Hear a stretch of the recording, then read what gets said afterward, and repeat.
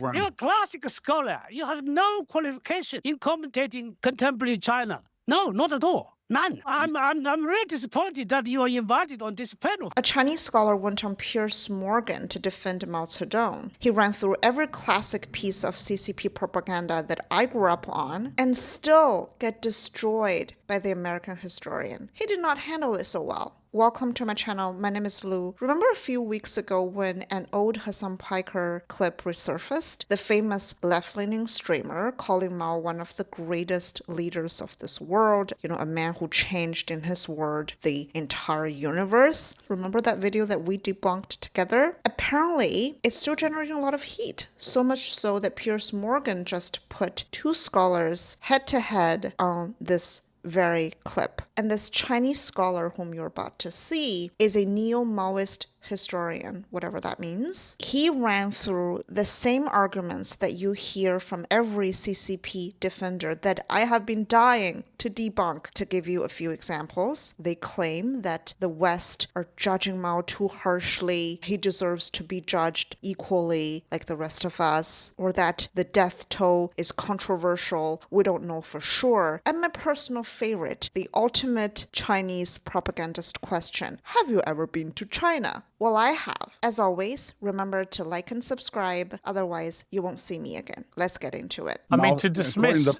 Chairman Mao's negatives as there were a lot of excesses seems to be the understatement of the millennium. What is your response to what you Well, just I mean, said? the Black Book of Communism listed him as the greatest mass murderer in history. 60 to 70 million people he either had executed or starved. And the Chinese government, trust me, is where it is today because it absolutely rejected 100% of the Mao peasant self-autonomous economy, which was crazy. People were making pot iron in their little homes and trying to be self-sufficient. It didn't work. And once they liberalized the economy and westernized the economy to a certain extent, that's where the prosperity came. I am just so glad that finally there's someone in the West is able to point that out. Too many times I've seen politicians on both sides of the aisle unknowingly repeat the communist lie, and that is they are a success because they stay true to their communist value. No, we were able to drag ourselves out of the extreme poverty line because we implemented some elements of capitalism. If you remember, during the Obama administration, Nita Dunn was the communications director, and she said at one point that her hero in history was Mao Zedong. And the outcry, not just from the conservative side, but from the Democratic side, was such she had to resign and step down. But that same party now will have a unabashed admirer of Mao. Ever since I started this channel, I've tried to stay away from American politics. I know the Chinese Communist Party is always looking for an excuse to divide and conquer. That means, if I come out and say, oh, I'm all for the Conservative Party or I'm all for the Democrats, they would come in and use that argument to persuade the other political party or people who are on the other side of the aisle and say that don't listen to her. In Chinese, we actually have a word for it. It's called 扣帽子, or like put a hat on someone. It's basically give that person an identity and use that identity to disqualify them. I think people are so caught up in their domestic politics that they failed to see the greater danger that is looking right at them, and that is the Chinese Communist Party. And again, I'm saying that without, having a particular opinion or a side when it comes to American domestic politics. I'm worried because someone like Hasan Piker is repeatedly embraced by left-leaning mainstream media outlets. He has a huge audience, appeals to the younger generation, and this really matters because a lot of people think that the Chinese Communist Party plays the long game. I think for me it's yes and no. The Chinese Communist Party plays the long game when it comes to indoctrination, preserving their power, and they're extremely short-sighted when it comes to the well-being of its own people. They can't care less, honestly. And there's a reason that they're backing TikTok. There's a reason that they are grooming influencers like Hasan Piker, and that is because they understand to control a population, they need to control their minds, and that's exactly what the Chinese Communist Party has been doing. And I don't think these younger people take people like me with lived experience under an authoritarian regime seriously enough. I want to remind all of you, especially people on the left, not that long ago, within 3 generations of my family, we witnessed what it's like to live in a society that doesn't have free market, doesn't have capitalism, and it's not that great. And you will be surprised to find a regime like China would be so quick to oppose all the values that you as a left-leaning person stand by. And I wish more people, younger people, would know that. Where Piker's views may have come from is Professor Mobo Gao. He's a neo-Maoist historian and author. Welcome to Uncensored, Professor Gao. We just heard Victor Davis Hanson, one of America's foremost historians, condemning Mao. Explain to my audience why you think that Mao has been unfairly assessed by history. Thank you for having me. First of all, I might ask Mr. Hanson, have you been to China? No. You're not a historian. Have you been to Greece?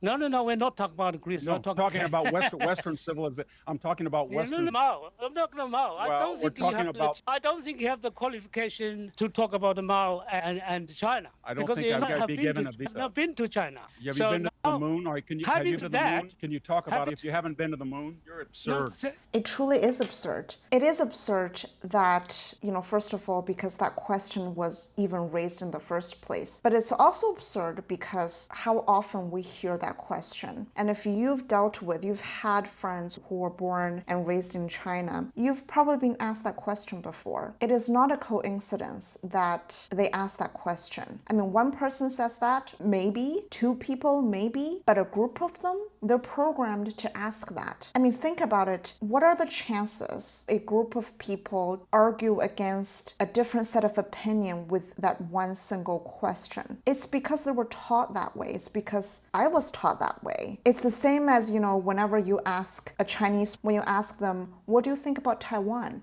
They tell you this identical sentence that Taiwan has always been historically part of China. We were, as students, we were all asked to recite that sentence for our exams. That's how we were raised. And the underlying position behind that question, have you ever been to China, is the presumption that you're not one of us. You've never been to China, so you must misunderstand us. We are the victims here. Do not come and tell me how bad my country is, when the reality is quite the opposite. The rest of the world doesn't have an internet firewall. We do. We have a warped, curated by the Chinese Communist Party worldview because we live inside the firewall.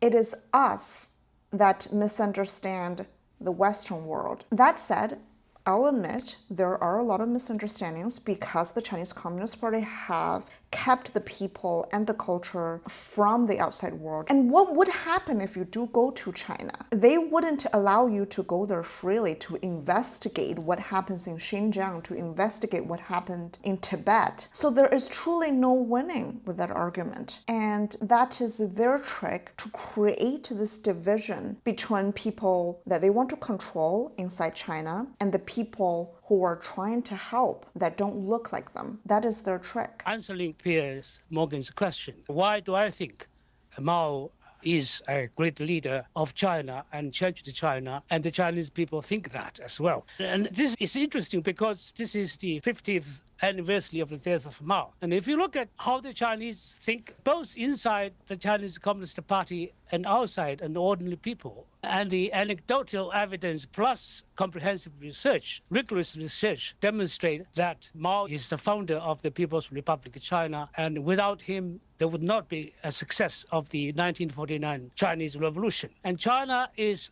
as it is today, is due to largely his leadership. Piers Morgan mentioned this, which is a cliche, that Mao was the greatest butcher in the world, like Stalin and Hitler. This is a cliche. It's a total cliche. I don't know why you're still repeating it. No. People in China, even today, there are a lot of people who think of Mao fondly, who think of him as this greatest hero that protected the Chinese people from the invaders, from the Japanese, who were, in their eyes, very much evil. That false narrative that kind of upholds this image of Mao is based on lies. Lies that the Chinese Communist Party is the main military force that protected the integrity of the country, when it's the nationalist party, the Kuomintang, who fought most wars against the Japanese army. It's not. It's It's a not. fact. Responsible for the deaths of up to No. 80 million people. It's not. Look, let me tell you this, okay? The Great Leap Forward you are talking about from 1961 was a failure. There was a famine. I myself admit that in my writings, in my talk, okay? But exactly number of the famine toll is still very controversial. There's no exact figure. If you are anti-communist, anti-China, you like to have the highest numbers possible. I never really liked the word famine because it suggests it was an economic mistake. Like this person said so with very little shame. He's like, in my book, I acknowledge it's a mistake. Everybody makes a mistake. It's not a mistake. People were starving when there was food in their city. This was not some natural disaster. The government deliberately starved its own people. In 1959, and this is not that long ago, there was a small village called Xinyang. 1 million people in that town were starved to death while there was food right beside them. The granaries weren't empty. There was grain in Xinyang, stockpiled, counted, guarded, waiting to be shipped out to meet the state's quota. And when villagers tried to walk out and try to find food somewhere else, the militia, they stopped the villagers. They don't want them to go out and find food. And this happened not in just this one village, it happened across the country. These villagers were kept deliberately by the government from the food that they had every right to have access to. They were brutalized, punished, tortured for trying to find food in somewhere else. Let me ask Victor to respond to that. Victor. I do agree with you that Mao is the reason that you have your government today, and that's why you have no free elections, you have no Bill of Rights, you treat the Uyghurs as third-class citizens, you monitor people who come into your country, you surveil them without civil liberties, and when you're on the international scene, you're now the international pariah. You manipulate monetary markets, you infringe on patent and copyright laws, you don't respect trademarks. If your country is so robust, why do you have 300,000 students here and we have 10,000 in your country? Are you living now in China? No, I'm not. I go back to Why is very that? often. Why is that? Why is that? Because my family is here. Because if you were to go to China and you would write a long critique of the Chinese Communist Party and No, I call don't for talk about free I talk- elections, I talk about it. I don't I think talk you would about be it. watched. It is kind of ironic, isn't it? He moved his family outside China. He built a career outside China only to praise how great China is. If you really don't like the West, why did you make that personal decision for you and your loved ones? I think that is more telling, 10 times, 1,000 times more telling. And that is truly, to live in the West, you have more freedom. You are able to live a fuller life, more like a human being than any authoritarian regime on this earth. You would be surveilled. You say you know so much about China and you're deliberately trying to masquerade what you know about China. That's all for today. If you really enjoyed watching this, consider joining my membership and support my work. I'll see you next week.